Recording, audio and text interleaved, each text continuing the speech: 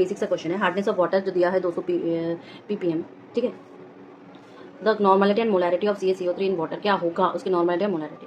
अब कैसे करेंगे, तो सबसे पहले तो हम ये कहेंगे कि जो हार्डनेस है is weight in grams, grams में वेट को लेते हैं, उसी को हम हार्डनेस कहते हैं, ऑफ CaCO3, ठीक है, इन 10⁻6 ml ऑफ H2O, ये आपका है।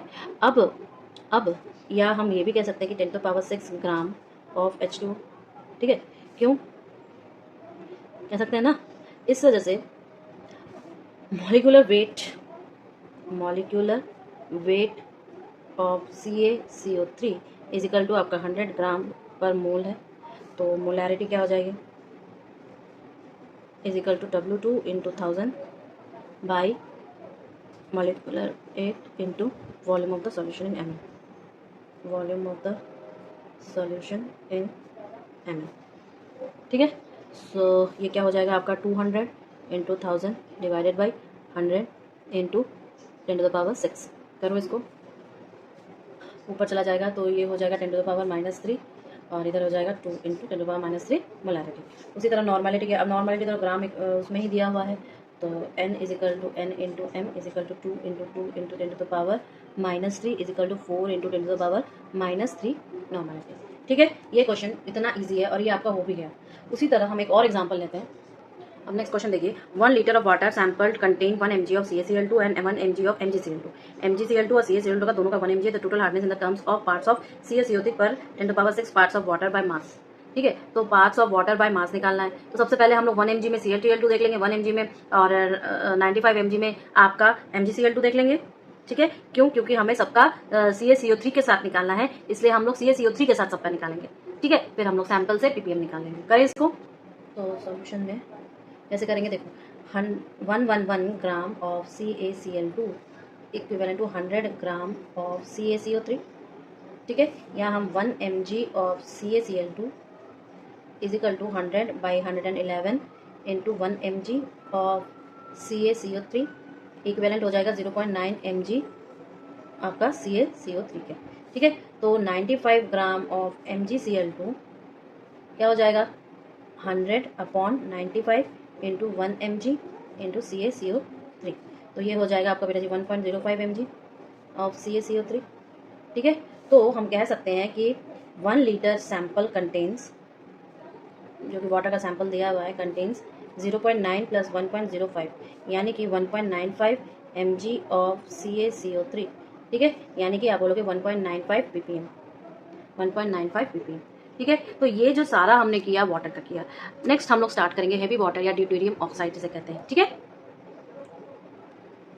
नेक्स्ट देखिए आपका हेवी वाटर है, हेवी वाटर। होप आप सबका बहुत अच्छा प्रिसाइज नोट्स तैयार हो रहा है बेटा जी, और इसको आप लोग ज़रूर प्रैक्टिस करोगे अगर हर 1-2 दिन बाद, तो आपका ये इनऑर्गेनिक केमिस्ट्री ऐसे करते करते पूरा कंप्लीट हो जाएगा, बिलीव मी, ठीक है। ओके, अब देखो नेक्स्ट क्या बोल रहा है, ड्यूटेरियम ऑक्साइड या D2O, ड्यूटेरियम ऑक्साइड या D2O, इसको हम लोग हेवी वाटर कहते हैं बेटा जी। और इसकी डिस्कवरी जो है वो किसने की थी, उरे ने की थी, ठीक है। अब बात क्या है कि इसके बैकग्राउंड में ना जाके आप इसको क्या क्या इसके प्रिपरेशंस हैं और क्या क्या इसके प्रॉपर्टीज़ है, मेनली ये जानना बहुत ज़रूरी है। तो ड्यूटेरियम को ऑब्टेन कैसे करते हैं, ये देखो मल्टी स्टेज इलेक्ट्रोलाइसिस करते हैं किसका, ऑर्डिनरी वाटर का, ठीक है। और करने के बाद हमें फ्रैक्शनल डिस्टिलेशन बोलो या फ्रैक्शनल फ्रीजिंग बोलो, इससे आपको ड्यूटेरियम मिलता है, ठीक है। और बहुत ही मतलब जो आइसोलेटेड, सबसे पहले जो आपका आइसोलेटेड ड्यूटेरियम मिला था वो बहुत ही कम मिला था, मिलीलीटर्स में मिला था, ठीक है। और वो भी कैसे, कंटिन्यूस इलेक्ट्रोलाइसिस करते गए वाटर का, जहाँ जिसमें एल्कलाइन मौजूद है, कंटेनिंग एल्कलाइन, तब जाके हमें ये मिला था, ठीक है। क्या, हेवी वाटर, क्लियर है। तो अगर मैं सिंपल तरीके से ये बताए चलूँ कि सबसे पहले इनिशियली आपको ये क्या मिला था, कंटिन्यूस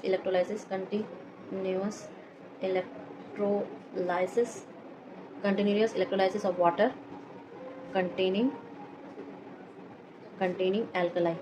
एल्कलाई, तो फ्यू मिलीलीटर्स क्या मिले थे, आइसोलेट किया गया few millilitres of pure D2O, ठीक है। बहुत बहुत बहुत, और किसने किया था, वही आपके ल्यूइस और डोनाल्ड ने किया था, ठीक है, और डिस्कवरी किसने की थी, उरे ने की थी। ठीक है, तो प्रिपरेशन अगर हम देखें तो आप क्या बोलोगे, अगर नाउ डेज प्रिपरेशन देखें, नाउ डेज प्रिपरेशन अगर देखें, प्रिपरेशन अगर देखें तो ये क्या होगा आपका मल्टी स्टेज क्या है, मल्टी स्टेज आपका इलेक्ट्रोलाइसिस। ठीक है, multi stage electrolysis of ordinary water. ठीक है, ऑर्डिनरी वाटर, क्लियर है ना सबको। अब देखो इसे हम फ्रैक्शनल डिस्टिलेशन या आप बोल सकते हो फ्रैक्शनल फ्रीजिंग, ये सारे इसके तरीके हैं इसको पाने के। ठीक है, तो आप बोल सकते हो फ्रैक्शनल डिस्टिलेशन और फ्रैक्शनल फ्रीजिंग, क्लियर है। लेकिन फिजिकल प्रॉपर्टीज जब हम इसकी देखेंगे, फिजिकल प्रॉपर्टीज देखो, फिजिकल प्रॉपर्टीज ही आपके इसको काम में लेते हैं, और हम जानते हैं कि न्यूक्लियर रिएक्टर में हम लोग इसका लेंगे, आप पढ़ोगे भी। मेनली ये हैवी वाटर, कलरलेस होगा, ऑर्डरलेस होगा, टेस्टलेस होगा, मोबाइल लिक्विड है। ठीक है, इसके सारे फिजिकल जो कॉन्स्टेंट्स हैं वो हायर होते हैं ऑर्डिनरी वाटर के। ठीक है, तो फिजिकल प्रॉपर्टीज जब H2O का कंपेयर करते हैं D2O से, तो ये हमारा मेनली फोकस्ड है कि वही सेम कलरलेस होगा, ऑर्डरलेस होगा, टेस्टलेस होगा आपका मोबाइल लिक्विड। ठीक है, लेकिन जितने भी फिजिकल आपके कांस्टेंट्स हैं, physical constants of D2O have higher value than आपका नॉर्मल H2O से, क्लियर है ना। लेकिन केमिकल प्रॉपर्टीज अगर देखें, क्योंकि जस्ट हम लोगों ने अभी वाटर पढ़ा था, तो आपके दिमाग में इसके केमिकल प्रॉपर्टीज रहे होंगे। ठीक है, तो ये क्या है मेनली, ये एक आपका आइसोटोप है, आइसोटोपिक इफेक्ट मिलेगा। कैसा आइसोटोपिक इफेक्ट मिलेगा बेटा, जो ऑर्डिनरी वाटर से जो रिएक्शन होता है, जितने भी आप मेटल्स लो या नॉन मेटल्स लो, उसका जब हम लोग D2O से रिएक्ट करवाते हैं तो वो क्या होता है, स्लो होता है। ठीक है, क्या होता है, स्लोअर रेट होती है, स्लोअर रेट देन ऑर्डिनरी। ठीक है, ऑर्डिनरी वाटर के रेस्पेक्ट में इसका जो रिएक्शन होता है वो स्लोअर रेट होता है, और इसको हम लोग क्या कहते हैं, आइसोटोपिक इफेक्ट कहते हैं, आइसोटोपिक इफेक्ट कहते हैं। ठीक है, अब ये रिएक्ट कैसे करेगा, जैसे मान लो कि आपका सोडियम के साथ रिएक्ट किया तो हमें 2NaOD प्लस D2 मिला। ठीक है, SO2 से रिएक्ट किया मान लो तो हमें D2SO3 मिला। CaCa2 से रिएक्ट कर लिया मानो तो 2D2O CaOD twice plus C2D2 मिला। ठीक है, ये सारे इसके रिएक्शंस हैं। नंबर ऑफ केमिकल रिएक्शंस करेंगे जिसमें आपके हाइड्रोजन एटम होंगे। ठीक है, तो कंप्लीटली और पार्शियली ये हाइड्रोजन एटम को रिप्लेस भी करता है। ठीक, तो हम क्या देख रहे हैं, केमिकल प्रॉपर्टीज ऑफ D2O। ठीक है, केमिकल प्रॉपर्टीज ऑफ D2O में मैंने कुछ रिएक्शंस देखे आपके, और मैं अभी क्या कह रही हूँ कि अगर कोई ऐसा रिएक्शन है जिसमें कि आपका जो D2O है बेटा, वो उसमें हाइड्रोजन भी प्रेजेंट है, तो वो क्या करेगा, हाइड्रोजन एटम को पार्शियली या कंप्लीटली रिप्लेस कर सकता है। ठीक है, तो कंप्लीटली या पार्शियली रिप्लेस करता, तो ऐसा कुछ रिएक्शंस हम लोग देखेंगे। जैसे मान लो कि NaOH है प्लस D2O है। ठीक है, तो यहाँ पर ये NaOD प्लस HOD बना सकता है। ठीक है, या मान लो आपके पास HCl है, एक्वस प्लस D2O हुआ, तो इसको आप DCl या HOD कर सकता है। ठीक है, फिर आपके पास NH4Cl है प्लस आपके पास 4D2O है, तो ये आपका ND4Cl बना देगा और 4HOD बना देगा। ठीक है, या आप बोल सकते हो Na2 है प्लस D2O है, तो ये आपका 2NaOD बना देगा। या मान लो आपका P4O10 है प्लस आप D2O लेते हो, तो ये आपका 4D3PO4 बना सकता है। क्लियर है, ये इलेक्ट्रोलाइसिस भी करेगा क्योंकि इलेक्ट्रोलाइसिस से ये प्रिपेयर्ड भी है। तो इलेक्ट्रोलाइसिस प्रॉपर्टीज जब देखेंगे तो 2D2O मान लो, इसको मैंने इलेक्ट्रोलाइसिस करवाया तो 2D2 प्लस O2, तो ये O2 जो होगा ये एनोड पर आएगा, एट एनोड पर, और D2 जो आएगा एट कैथोड पर आएगा, लिबरेट होगा। क्लियर है, फिर एक तो होता है, ये तो इलेक्ट्रोलाइसिस हो गया, एक होता है ड्यूटेरोलाइसिस। क्या होता है, ड्यूटेरोलाइसिस, ड्यूटरोलाइसिस का नाम सजेस्ट कर रहा है कि जब हेवी वाटर ड्यूटरोलाइसिस कर रहा है और वाटर हाइड्रोलाइसिस नहीं कर रहा है, इसी प्रोसेस को हम लोग ड्यूटरोलाइसिस कहेंगे। अब जो कंपाउंड्स हैं जिनमें आयनिक या पोलर हाइड्रोजन एटम्स होते हैं वो एक्सचेंज रिएक्शन करते हैं और जो नॉन आयनिक एटम्स के रेस्पेक्ट में, ठीक है। तो ये जो आपका एक्सचेंज रिएक्शंस हैं ये आपके इसमें ज़्यादा होगा रादर देन मतलब आयनिक हाइड्रोजन में ज़्यादा होगा रादर देन आपके नॉन आयनिक, और ये कर कहाँ रहा है, ड्यूटरोलाइसिस में, ठीक है। तो ड्यूटरोलाइसिस के अगर कोई भी एग्जाम्पल्स पूछे जाएँ तो आप क्या से लिखोगे कि ये हैवी वाटर का तो मैं ये लिख नहीं रही हूँ, AlCl3 मान लो D2O के साथ रिएक्ट कर रहा है तो AlD3 + 3DCl यहाँ पर भी 3 हो जाएगा, ठीक है। या सिलिकॉन क्लोराइड से अगर रिएक्ट कर रहा है तो ऐसा, क्लियर है, समझ में आ रहा है। अब देखो इस ड्यूटरोलाइसिस का मैं एक प्रॉपर्टी बोलना चाहूँगी कि इसमें आयनिक हाइड्रोजन जो कंटेन करेंगे, कंपाउंड कंटेनिंग आयनिक हाइड्रोजन, आयनिक जिसे हम लोग पोलर कहेंगे हाइड्रोजन, तो atoms the exchange reactions takes place more readily than non-ionic, ठीक है। नॉन आयनिक से ज़्यादा आपके आयनिक लेंगे इसमें हिस्सा, ठीक है। और आयनिक और नॉन आयनिक हाइड्रोजन आपको इजीली पोलर और नॉन पोलर पता है तो आप इसको इजीली कर सकते हो, ठीक है, क्लियर है ना। अब देखो ये आपका ड्यूटरोलाइसिस था, लेकिन एक होता है ड्यूटरोहाइड्रेट। ड्यूटरोहाइड्रेट बेटा जी मेनली ये जो आपका हेवी वाटर है ना, मैं बताना चाहूँगी जो हेवी वाटर है ये आपके बायोलॉजिकल प्रोसेस में भी काफ़ी ज़्यादा हेल्पफुल होता है, ठीक है। बायोलॉजिकल या फिजियोलॉजिकल इफेक्ट्स भी इसके काफ़ी ज़्यादा होते हैं, ठीक है। मैं इसको हम लोग देखेंगे कि हेल्पफुल तो ये आपके वो उसमें यूज़ किया जाता है किसमें, न्यूक्लियर रिएक्टर्स में, लेकिन अगर बायोलॉजिकल फिजियोलॉजिकल इफेक्ट है तो ये आपके प्लांट्स और उसके लिए हाई कंसंट्रेशन अगर मिल गया तो ये रिटार्डेट करने लगेंगे ग्रोथ को एनिमल्स और प्लांट्स के, वो हम डिस्कस करेंगे। अभी इसको देखिए ना, सी मैं क्या कह रही हूँ, एक होता है बेटा जी आपका ड्यूटरोहाइड्रेट।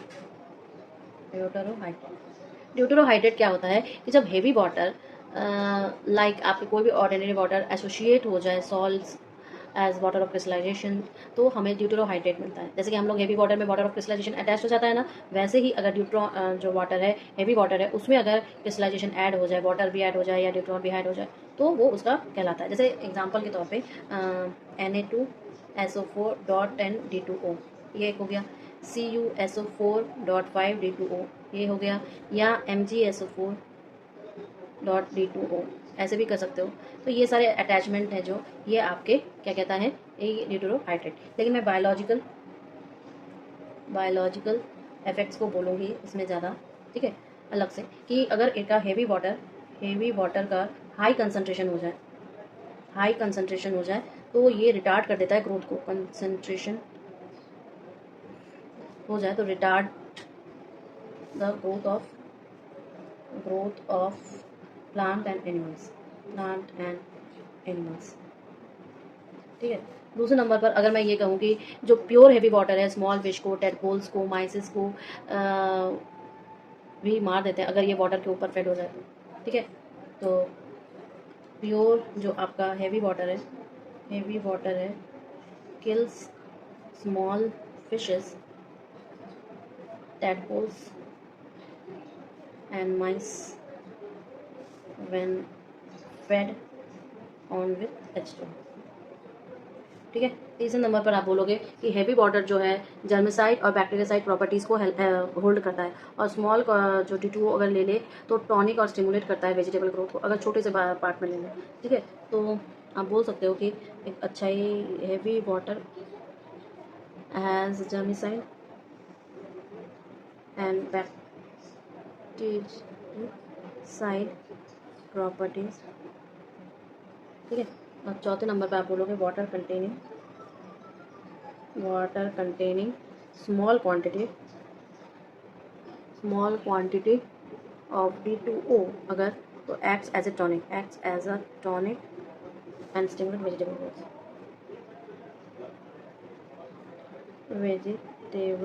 को रिटार्ड कब कर देगा, जब उसकी अमाउंट ज़्यादा हो जाएंगी।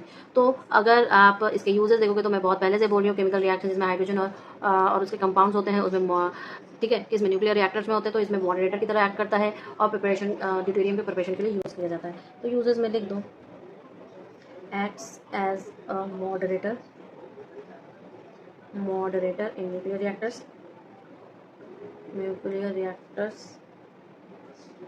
केमिकल रिएक्शन होता है। और दूसरा आप बोलोगे प्रिपरेशन ड्यूटेरियम के, for the preparation of deuterium, ठीक है, ड्यूटेरियम के प्रिपरेशन के लिए यूज़ होता है। दूसरा हम लोग नेक्स्ट पढ़ेंगे हाइड्रोजन परऑक्साइड। नेक्स्ट टॉपिक है आपका हाइड्रोजन परऑक्साइड, ठीक है, H2O2। लेकिन इंपॉर्टेंट चीज़ क्या है इसमें कि ये सबसे पहले जो है आपका सल्फ्यूरिक एसिड को बेरियम पेरोक्साइड के साथ रिएक्शन कराने पर मिला था। इनिशियली ये लैब में सल्फ्यूरिक एसिड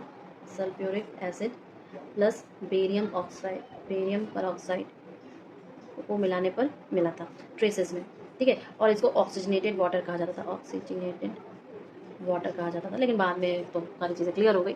अब ये प्रेजेंट कहाँ रहता है, ये हर जगह होता है, रेन वाटर में, स्नो में, कुछ नेचुरल वाटर्स में, कुछ प्लांट्स के जूसेस में भी मिल जाता है। लेकिन इसका प्रिपरेशन कैसे करेंगे, देखो H2O2 का प्रिपरेशन काफ़ी तरीके से हम लोग कर सकते हैं। जैसे डाइल्यूट HCl को एनहाइड्रस BaO2 से मिला दो, जो कि हम, या फिर आप H2SO4 को एनहाइड्रस Na2O2 से मिला दो, ये सब इसके प्रिपरेशन है। लेकिन इंडस्ट्रियल प्रिपरेशन सबसे इंपॉर्टेंटली हम लोग हाइड्रोलाइसिस से करेंगे बेटा जी, ये ध्यान रखना, ठीक है। एक नेम रिएक्शंस के रूप में आ सकता है, जैसे हम लोग मर्क्स प्रोसेस कहते हैं, उसमें H2O2 का प्रिपरेशन किया जाता है, या आप बोलोगे डायरेक्ट H3PO4 से भी हम लोग करवा सकते हैं इसका प्रिपरेशन, ठीक है। तो अगर मैं एक जनरल टॉपिक बता दूँ आपके प्रिपरेशंस का, general methods of preparation of H2O2, ठीक है, general methods of preparation of H2O2 अगर हम लोग देखा जाए तो सबसे पहला आप बोलोगे कि by dilute HCl on anhydrous BaO2 पर, ठीक है। तो BaO2 पर सबसे पहला जैसे करेगा गया, और इसको तब जो बना था उसको हम लोग ऑक्सीजनेटेड वाटर कहते हैं, जैसे कि BaO2 + 2HCl, बहुत छोटे से याद करना है हम लोग को, बड़ा मैं कुछ नहीं लिखने वाली है, ठीक है। दूसरे नंबर पर आपका आएगा बेटा जी, जब हम डाइल्यूट H2SO4 लेंगे ऑन एनहाइड्रस Na2O2, ठीक है, इसमें हमारे पास जो है ना प्योरिटी के तौर पे हम इसको सेपरेट भी करना पड़ता है। जैसे कि अगर जब हम इसको प्रिपेयर करते हैं डाइल्यूट H2SO4 Na2 से, स्लोली हमें इसमें आइस डालना पड़ता है 20% H2O में। क्योंकि कूलिंग क्रिस्टल्स इसके बनते हैं जो कि सेपरेट आउट हो जाते हैं जिससे H2O से, ठीक है। फिर हम लोग उसको फिल्टर आउट करके निकाल देते हैं।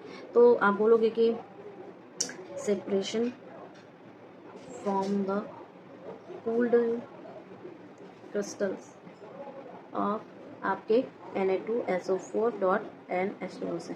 तो आपको पता चला रिएक्शन अगर लिखूँ तो Na2O2 plus dilute H2SO4, percentage क्या रहेगा 20% का, ठीक है। तो देगा आपका Na2SO4 प्लस आपका H2O2, क्लियर है ना, इजी है। फिर देखो तीसरे नंबर पर हम इसको डाइल्यूट H3PO4 ऑन हाइड्रेटेड आपके BaO2 से। अब जब हाइड्रेटेड BaO2 को इंस्टेड हम लोग एनहाइड्रस, क्योंकि BaSO4 जो फॉर्म होता है बाई प्रोडक्ट इस रिएक्शन में लेयर बना देता है BaO2 पर, ठीक है, तो फर्दर वो रिएक्शन करने नहीं देता, ठीक है। जबकि जब हम BaO2 लेते हैं तो ऐसा प्रॉब्लम होता ही नहीं है, ठीक है। तो क्यों नहीं लेते हैं एनहाइड्रस, ये मैं लिख दूं अगर कभी आपके असर्शन और रीजनिंग क्वेश्चन में आ जाए तो, we not take don't take anhydrous BaO2 because BaSO4 byproduct of this reaction forms a layer on BaO2 which prevents the reaction further, जबकि उसके साथ ऐसा नहीं होता, तो ये रिएक्शन जो है आपका काफ़ी हेल्पफुल करेगा आपको निकालने के लिए। इसमें भी हम लोग फिल्टर आउट करते हैं बेरियम फॉस्फेट को, जो कि इंसॉल्युबल हो जाता है, तो फिर हम लोग उसको फिल्टर आउट कर देते हैं, क्लियर है। तो कैसे फिल्टर आउट करेंगे वो भी मैं बता दूंगी रिएक्शन के थ्रू। तो जब आप इसका रिएक्शन देखोगे बेटा जी तो क्या होगा, सबसे पहले तो हम आपको दिखाएंगे कि जो मेन रिएक्शन है जहाँ पे ये प्रिपेयर हो रहा है, ठीक है, जहाँ पे ये चीज़ प्रिपेयर हो रही है सबसे पहले वो देखेंगे। उसके बाद तो कैसे होगा आपका, 3BaO2 प्लस ट्वाइस H3PO4 देगा आपका BA3PO4 ट्वाइस प्लस 3H2O2 और ये आपका प्रेसिपिटेट हो जाएगा। फिर इसको फिल्टर ऑफ करेंगे, ठीक है। तो फिल्टर रेट जो होता है उसमें पेरोक्साइड होता है, तो बेरियम फॉस्फेट जो है डिकम्पोज हो जाता है सल्फ्यूरिक एसिड से, ठीक है। तो ये फिल्टर ऑफ कर लेंगे और फिल्टर रेट में आपका क्या मिल जाएगा, H2O2। लेकिन ये जो बेरियम आपका फॉस्फेट होता है और ये इनसॉल्युबल जो बेरियम फॉस्फेट मिला है, इनसॉल्युबल जो बेरियम फॉस्फेट हो रहा है, ये आपका डिकम्पोज हो जाता है बेटा इसमें डाइल्यूट H2SO4 में। तो डाइल्यूट H2SO4 में कैसे करेंगे, BA3PO4 ट्वाइस मिला, इसको H2SO4 से रिएक्ट करवाएंगे तो हमारे पास BaSO4 मिलेगा प्लस 2H3PO4 मिल जाएगा, ठीक है। तो इस तरीके से हम फिल्ट्रेट करके इसको हटा देंगे और ऑटो फॉस्फोरिक एसिड को अगेन यूज़ कर लेंगे और तो फॉस्फोरिक एसिड को रीयूज़ कर लेंगे और इसको बाहर निकाल देंगे फिल्ट्रेशन से, रिमूव्ड बाय फिल्टरेशन। क्लियर है ना, क्लियर है। चौथा प्रोसेस जो है आपका वो है मर्क्स प्रोसेस। चौथा प्रोसेस क्या है, मर्क्स प्रोसेस। मर्क्स प्रोसेस क्या होता है बेटा जी, करंट पास करवाते हैं, H2 जो मिलता है वो आपका करंट पास करवाने पे मिलता है किसके ऊपर, CO2 के ऊपर, through a cold pasty solution of barium peroxide in water, ठीक है। बेरियम पेरोक्साइड का एक पेस्ट जैसा सॉल्यूशन है ठंडा सा, उसको CO2 के ऊपर पास करवाते हैं करंट जैसा, तो वो हमें मिल जाता है। जैसे फॉर एग्जाम्पल कैसे मिलेगा आपके ऊपर, बताओ कैसे मिलेगा,